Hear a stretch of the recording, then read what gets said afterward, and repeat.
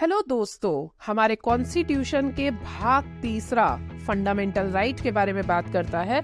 और किसी भी देश के लिए फंडामेंटल राइट सबसे ज्यादा इम्पोर्टेंट होते हैं, क्योंकि फंडामेंटल राइट वो राइट्स है जो हर देश अपने देश के लोगों को देता है और लोग उन अपॉर्चुनिटीज का यूटिलाइज करके अपने पोटेंशियल का मैक्सिमम यूज करते हैं। अब सोचिए जरा, अगर किसी देश में फंडामेंटल राइट्स ही नहीं है तो वहाँ पे लोग किस तरीके से एक्सप्रेशन करते होंगे। चलिए मैं आपको एक एग्जांपल भी दे देती हूँ। जैसे नॉर्थ कोरिया है, नॉर्थ कोरिया में आपको अगर रेडियो भी सुनना है तो परमिशन है, टाइमिंग्स है। आप रेडियो का चैनल नहीं बदल सकते हैं, आप 4 बजे के बाद बाहर घूम नहीं सकते हैं, आप अपने मन पसंदीदा तरीके से कपड़े नहीं पहन सकते, आप अपने मन पसंदीदा तरीके से हेयर स्टाइल नहीं रख सकते हैं। तो क्या आप ऐसे देश में रहना पसंद करेंगे? चलिए, ये तो बात हो गई नॉर्थ कोरिया की। धन्यवाद है हमारा कॉन्स्टिट्यूशन मेकर्स ने इंडिया को डेमोक्रेटिक कंट्री बनाया है। डेमोक्रेसी भी क्या, पार्टिसिपेटिव डेमोक्रेसी, और यही हम लोगों की शान है और यही हमारे भाग तीसरा फंडामेंटल राइट को मजबूत करती है। फंडामेंटल राइट जो कि हमने अमेरिका से लिया है, बोरो किया है, हमारा आर्टिकल 12 से 35 फंडामेंटल राइट से डील करता है। चलिए आर्टिकल 12 की बात करते हैं। आर्टिकल 12 कहता है डेफिनेशन ऑफ स्टेट। हमारे कॉन्स्टिट्यूशन कहता है इंडिया कंट्री नहीं, इंडिया एक स्टेट है, क्योंकि स्टेट का मतलब होता है जब कोई भी शासक जनता के ऊपर शासन करे और इसी के साथ साथ इंटरनेशनल रिलेशंस भी बनाए।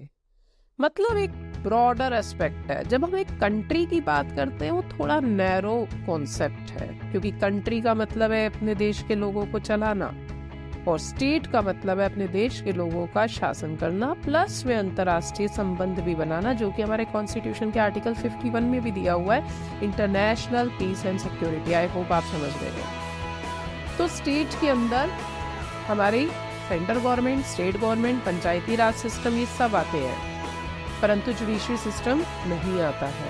आर्टिकल 13 कहता है हमारे कॉन्स्टिट्यूशन गारंटी देता है अगर हमारा कोई भी लॉ फंडामेंटल राइट को हनन करता है तो लॉ कुछ समय के लिए या तो छुप जाएगा या समाप्त हो जाएगा, या फिर आपके पास पावर है, आप सुप्रीम कोर्ट या हाई कोर्ट में जुडिशियल रिव्यू के लिए अप्लाई कर सकते हैं। तो यहाँ पर जुडिशियल रिव्यू का कॉन्सेप्ट भी आता है।